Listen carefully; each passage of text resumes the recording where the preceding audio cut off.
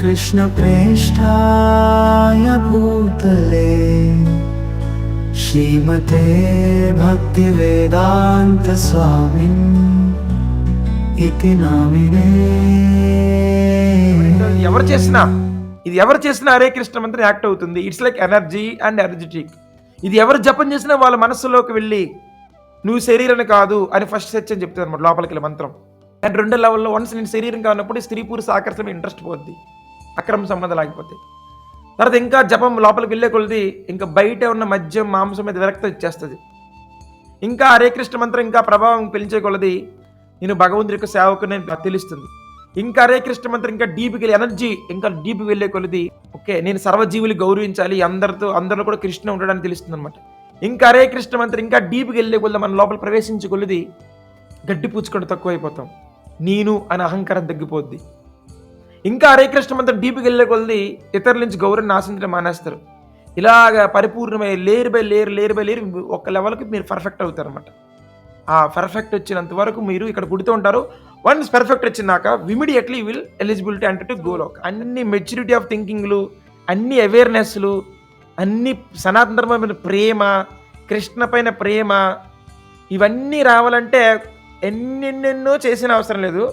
సింపుల్గా జనంతో నామ సంకీర్తన చేయించి నామ జపమిస్తే చాలు, అన్నీ వచ్చేస్తాయి, ఎగురుకుంటూ వచ్చేస్తాయి. ఎవరైతే మీకు మెంటల్ రిలీఫ్ ఇచ్చి, మీకు కర్మల్ రిలీఫ్ ఇచ్చి, మీకు పవిత్రత పెంచి, మీకు ఆనందాన్ని ఇచ్చి, మీకు నడిపిస్తుందో దానికి ఎవరికో డబ్బులతో కొన్న అవసరం లేదు, నేచురల్గా వచ్చేస్తారు. ఏమమ్మా అంతే కదా.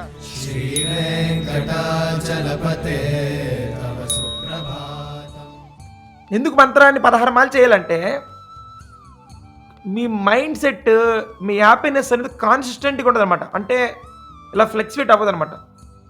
ఆనందం దుఃఖం మీ లైఫ్ ఒకే లెవెల్, పొద్దున్న నుంచి రాత్రి వరకు ఒకే లెవెల్ ఆఫ్ ఆనందం అనేది ఉంటుంది అనమాట. ఎనర్జీస్ డిస్టర్బ్ అవ్వవు. మీరందరూ కూడా జపాన్ని సీరియస్ తీసుకొని మీ అంతటి మీరే ఏడిస్తే మీరు 16 మాలు చేయకపోతే ఏడుస్తారు. మీ అంతటి మీరే ఆనందిస్తే 16 మాలు చేస్తే ఖచ్చితంగా ఆనందిస్తారు. సో ఇప్పుడు ఏంటంటే ఈ తరగతికి వచ్చిన వాళ్ళు మీకు ఒకటి మీకు ఇచ్చారనమాట, మీ ఇష్టం ఇది. మీరు ఇంటి దగ్గర కూర్చొని 16 మాలు ఫినిష్ చేసేసి ఎటువంటి బయట లో లెవెల్ ఆఫ్ ఆనందంగా అట్రాక్ట్ కాకుండా, దుఃఖాన్ని టచ్ చేయకుండా మీరు పీస్ఫుల్గా ఉండిపోవచ్చు. సో భక్తి ఏంటంటే you have to fix your సాధన. మీరు 16 మాలు జపాన్ని ఫిక్స్ చేయాలి ఫస్ట్. వన్స్ ఫిక్స్ చేసిన తర్వాత అప్పుడు మెంటల్లీ బికమ్ సమ్ రిలీఫ్ ఉంటాం అండ్ కర్మిక్ ఆల్సో రిలీఫ్ అవుతుంది. Once mental relief and karma relief అయినప్పుడు then you can think about Krishna and more you can serve about Krishna. ఎక్కువ సర్వీస్ చేయొచ్చు కృష్ణుడు. So this is the truth అనమాట. మీరందరూ కూడా ఈ హరే కృష్ణ జపాన్ని ఒక అబ్సల్యూట్ ట్రూత్ అనే ప్లాట్ఫామ్లోకి తీసుకురావాలి.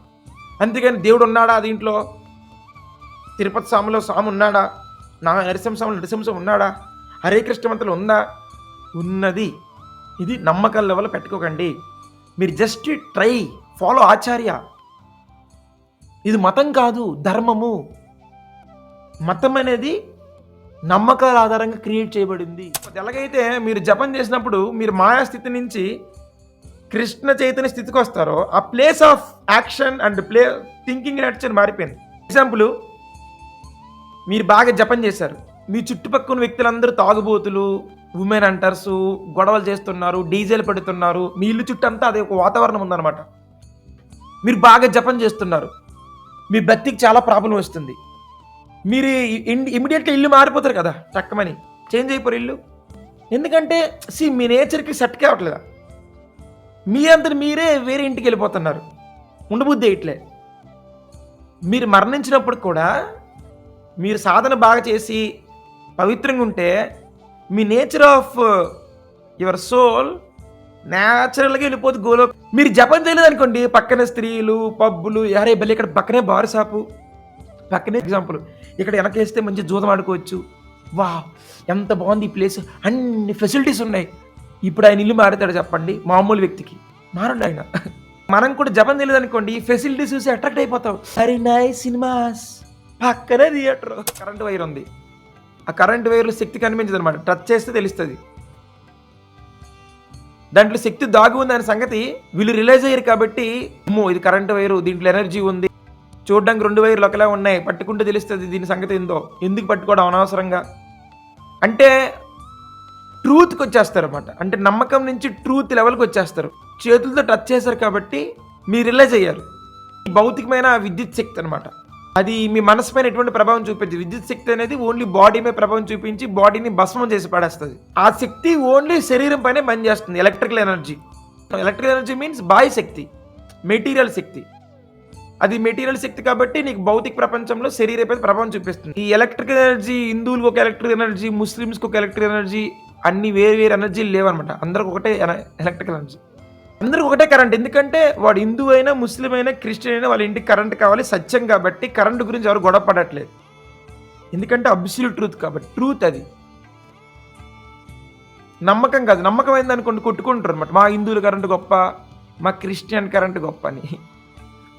సో ఎంతకాలం మనిషికి నమ్మకం మీద ఉంటాడు, నమ్మకం లెవెల్లో ఉంటాడో సత్యం లెవెల్కి రాడో సేపు ఉండలేరు. భక్తిలో కానీ మార్చేస్తుంటారు అనమాట.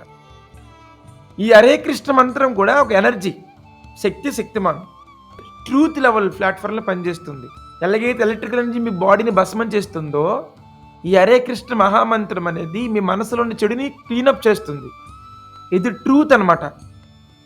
ఇది హిందువులుగా, ముస్లిమ్స్గా, క్రిస్టియన్స్ కానీ కాదనమాట.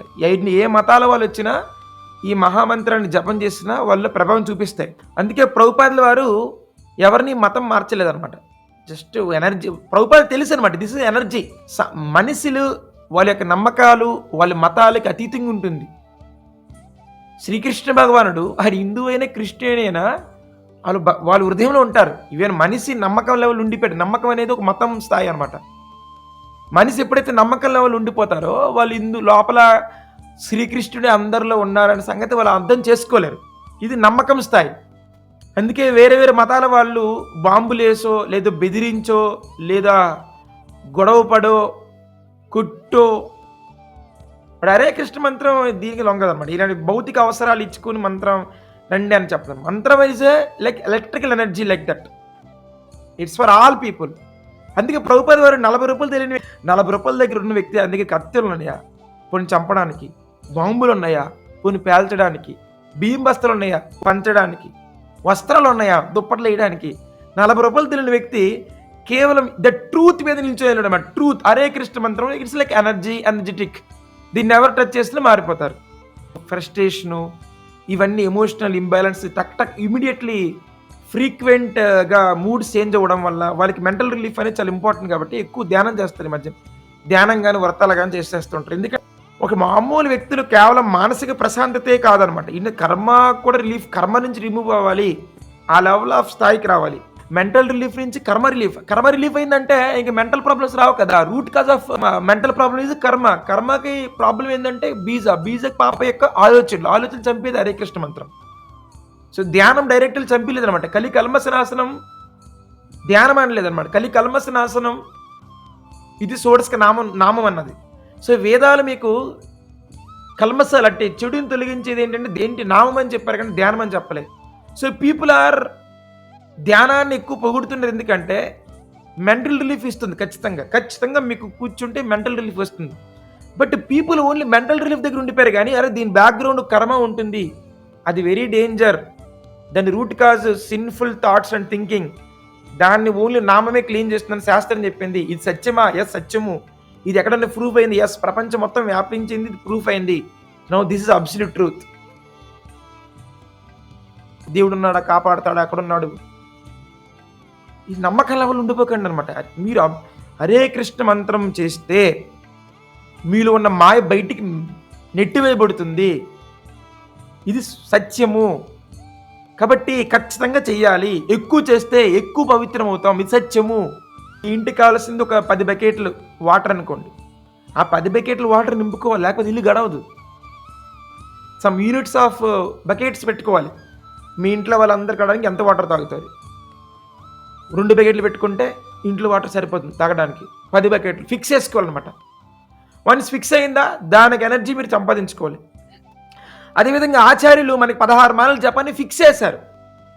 ఇదిగో ఈ ఇంట్లో వాళ్ళు వీళ్ళు ఈ 16 మాలలు జపం చేస్తే వీళ్ళు మూడ్స్ కానీ చేంజ్ అవ్వవు, వీళ్ళు మూడ్స్ ఫ్లక్చువేట్ అవ్వడం కానీ బయట ప్రభావాలు కానీ వీళ్ళకి ఏం చేయలేవు అని మనకి ఆచార్యులు ఫిక్స్ చేసేసారనమాట. మీరు ఆ ఇంట్లో వాళ్ళందరూ 16 మాలలు జపం చేసే లెవెల్కి వచ్చేసారనుకోండి, వాళ్ళ ఇంటికి ఎటువంటి ప్రభావం దట్స్ కాల్ ఎనర్జీస్ ఫ్లక్చువేట్ అవ్వవు ఇంకా. జపం అనేది ఒక నమ్మకం కాదు, ఇది ఒక సత్యము. దీన్ని ఎవరైనా చేస్తే ఈ న్యాచురల్గా మనలో మార్పులు వస్తాయి. ఇది ఏదో రుద్దబడింది కాదు. సో ఇది ఎవరైనా చేయొచ్చు. అందుకే నగర సంకీర్తనలు ఎక్కువ చేస్తే ఏమవుద్దంటే జనము వేరే మతములో ఉండరన్నమాట. ఎందుకంటే ఏ మతమైనా వాళ్ళకి ఆనందం కావాలి కదా.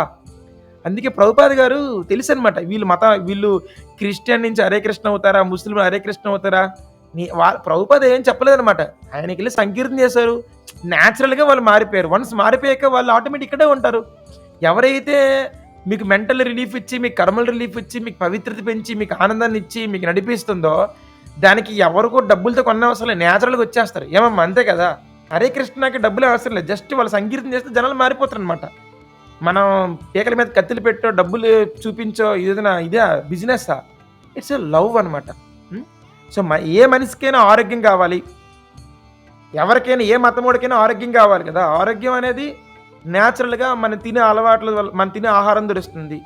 సో మీరు ది బెస్ట్ ఆహారం ఎక్కడ లభిస్తుందంటే హరే కృష్ణ వాళ్ళు తినేదే. ఇంక వేరే వాళ్ళందరూ జంతువులు తింటుంటారు, బయట ఫుడ్ తింటుంటారు. కానీ హరే కృష్ణ వాళ్ళు బయట ఫుడ్ తింటారు, భగవంతుని నైవేద్యం పెట్టి తింటారు, వాళ్ళ లైఫ్ స్టైల్ చక్కగా ఉంటుంది. సో దీనివల్ల న్యాచురల్గా ఆరోగ్యం వస్తుంది. So this is a best life style and best way of living. And ఎవరైనా దీన్ని అంగీకరించవచ్చు అనమాట. ఇది హిందూ మతమా, ముస్లిమా, క్రిస్టియన్ కాదు. దిస్ ఈజ్ ద ధర్మ, సనాతన ధర్మ ఇది.